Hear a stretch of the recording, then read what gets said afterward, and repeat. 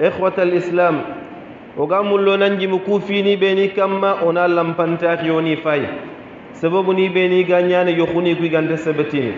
la'alla haqilante suga ya manganyan takhsana nga fayindi ni ku sababu niya iga kille bi anna la to bakki kudo an yokhu kena tange fini mpo fanana mananti ke odo takhande al hala ni sikki aya gane sababu ni yogoni ye kunyana gilli sereke gam ye khiyafina sababu ni yogoni ye inyana yokhu ke dimmanya sababu ni yogoni ye inyana yokhu nyengi falla dugutenga idan sere suna ku fini sikki anni kalkila nyi men noko fi fanana manne aya gane manne kata serenga ye khini aganani sugandi mo kompo serenga ngama de bari anna tunan yokhu nga kenga nyana sababu be aga bononin ke digame wurene man aganani yugo agananga amma kappal len tire sugandu dudanga yagal ya kharebe agam patanti nyana nan kappal len mambre ke no nga andanya ko nyata khata ande sere ngututa ke serebe la tasluhu lak hadhihi almar'ati allati la tasluhu lak ke ya kharebe angatu nande ke fitandanga yakya ando kente ban dagata andante ban dinaya andante ban jikuniya am bogu bogu rakhsireya ya allah ngana kenye khiba yalla kenyu khway dallana ba kenyo kunti dallana bada kadhalika ganani ya kharin qaganan ke digame kunda tangan kat awliya ni nyaagagen wolini bawni ya kharin men tudu yakhini woli kebe ga jimma kam mayana khibarun tarana an qaganani serega nari kattan bawan fara alayhi salatu wassalam ar kongo dati idha atakum man tardawna dinahu wa khuluquhu fazawwijuhu illa taf'alu takun fitnatun wa fasadun arid atiben nari katta khay kaga dungenta adinanga خارجا دنيا تاتجي جكونينا خار خلني خارون يخنديا أولاً فابني خار كيا كروس خار كيا كروس يجونا كم خا كروس نندنا بورينيان ما كاتي در جامبوران جا أنا كي دينغرا كين دفوسرون كين لاند ملنا لمكيا باونا غنا يخي كوتا سوتومبا كين ناري لمكيا ساجنا كان يانتو تكوننا يجو يقولي كات حسن غاكو نانتي لن يخرين كما خده يجو مورنا كين كوات زوجها من يتق الله أتنا يخي يجو بيعا كان الله سلاغنانيا اغا ملسو اور نور على نور ادل من قانو الله كان نيك فيني كينغا خير كف خير يعني كينغا باونا يكن الله يغا كي خري تورنا اي مول خادو صح خاتا غناني خهرغان تل من مولا انت تورنا يكن الله ننتي غنا تور خمن الله سبحانه وتعالى تلترين ده يا الله يا لي يغو كي كيروني ممبا ننت كي يا خري بيغين كومبين خليفه نيان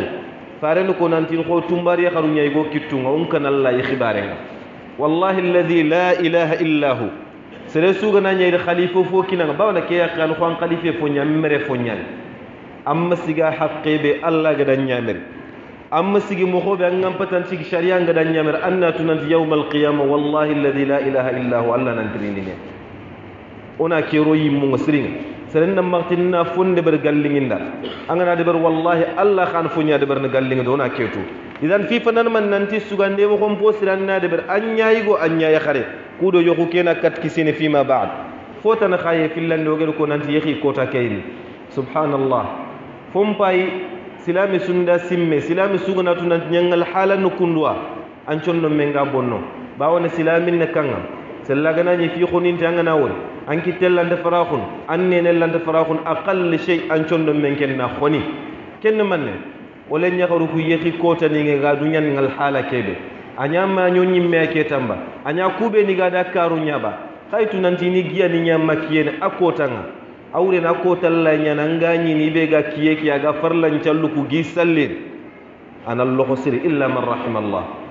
gantanya allah yinne ngana rigibe bani ko nanti giya ni ku geni makkiye gana sal dirgeta awre makkiyage ka bakki giya nga khayyo ni wujunu nyaro ne ke makkiyage yali dungeni gatel saldirge kel lahza lama nantin calli banti deberna bada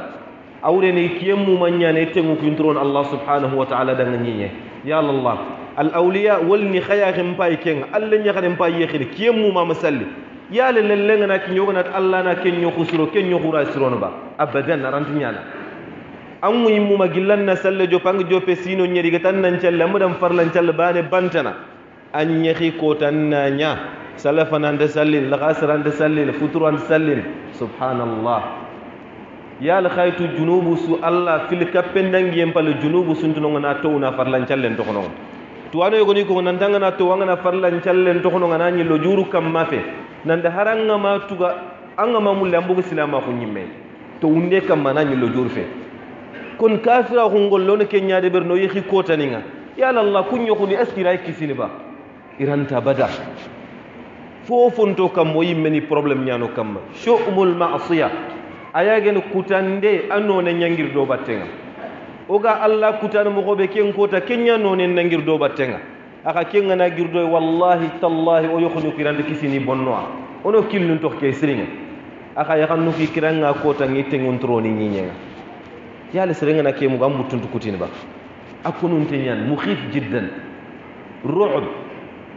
aka sarano ku khaya khenke nganti bana kamma de yawmal qiyamah lan khashil aga khatrinin waqifuhum innahum mas'ulun fini tanniye iganyana fi sikkan loga legrina ya ayagen ba'da az-zawaj yukhum palle fi dan tanto ye khallumo fil sugay khan khakilun dokkinga nandu kunu yokhuni nya bonon ay gel fi fana nga tadakhulul ahl yokhu mushkilan danya ayageni ye khallumo ku fil sorongi gi fin kappi fin nokon yok gebe bono o sara no nyandi bononi yok gebe bono ka dun ko nyandi bono do gidan nyakaru nyandi bono ne sere surante ken kutara bawono problème be alama ne ngani geni rakulle na khos khoro bawono na tunanti yo khurante nyane mushkila ganti nyane bawon yimu filliyano en tubana kenyani yiko mantiq nanti idan tafa kullu fariqin intafat al-ithnayniya nanta ganya soroku filli mana difference ntina khangi biremu gondi jikkunu cu gampa awre na soro filli fetoy bani anoy yigondi yakke ganya bani suga kebe mul bani ne kenyamul est ce awre na soro filli anoy oto ko na ser bani akendi ma kempe alla do taga nan tono me sokhina ngeke mul lankente kemul awren sunna nyani ke Allah sunna nyani ke nando soro filli gana bire dome ina me sokhiniya lakin mushkilan bet fil mushkila lakin al mushkila kayfa nahullu al mushkila mushkilan bet nan mushkilan nallo yo khallum mum filli na khaga na ron dangilin kam moko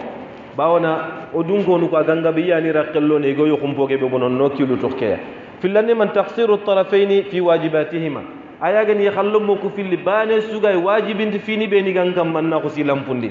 ya khare nyaga na ngan khawsiki haqqu be nan kini dangan ni lampundi yigo nyaga na ngam pata dandan ci haqqu be nan nyakin dangan na ko si lampundi kellintu mushkila nyaga nyano yo khonim poge be ga tokkay ayagan fi sikandi be no ga ko nanti al unf wa tahakkum al azwaj ke kunda tangani yugunya nanti yugu ga forcer be ta khun ya kharun iga sembe be ta khuni nanti nyana marana tan na fonde ber gallinge de laysa al umur kadhalik fini ku fet kundu bal fini khani koyni meya fini khamasala ngodo meya sigan ngajibinti fini anani pourtant ken nyugo fay Allah gad wajibinti fini ku be ni ranka mam misigati fina am mulke ya khalil lampunte ke be naksin de ngana mulke nan ci gi khallu hada la yumkin hada laysa min al adala talngon ta ku fet ke ya lan ken ci gan haqqu be ni Allah gad ranka may finamba angam sigi kam lima angati ne ke ya khalil lampunte kundu aka faren ko nan ci lampunto nyen angana daga ngana tan ni tulngon nan ni khosono angana ti yi khoson nin kan man ni warande nyan idan al muasharatu bil ma'ruf ku yakharanni gol nyallem ma fu posren kadhalika ay gel fini be no ga legrini yananti al khiyanatu zawjiyya ayaga ni khallum fil lagna sakhira kuntina kay idu banu be nga bane njambana Allah ga de kebe ka bam khanga de ban anti kan nan lay kapalle man kan kunu ya kenga nyani gel sabab ni be ni ga sere ñu khuni monon nono kilun toqiya kadhalika ko gel ko yakhallum fil fo daiman intakhim masala do me intakhim masala do me muskila gana nyino ina fa ya raga regle no mokobe kemba nan kat yokuni ku kisini kaga nani kenya yokuni nga gobon mo ko iga bakku kundunya la khayra fihi khairin tay kadhalika wasiya akhira li wa lakum wasule garebe nga ko nganda khasuda nanti sere suga andu Allah subhanahu wa ta'ala na khanchirondi Allah nan dan kadun kon na khanchirondi yugo suga andu Allah subhanahu wa ta'ala na khampram purondi Allah nan dan yakhi yakhareke an khana khanchirondi yakhare suga ya Allah subhanahu wa ta'ala andana khankorosi kendi ma yugo kebe gam makay kompenga insha Allah ta'ala andana khangemya kaga na nyanga na tant kan Allah ya sonno mukun Allah kiteng Allah ko menyan ke kapalle mabe gam makay kompeke anto tongo nan kiteng abada anyanu kundunya Allah ganno yo khunin churondi Allah ganno yo khunin churondi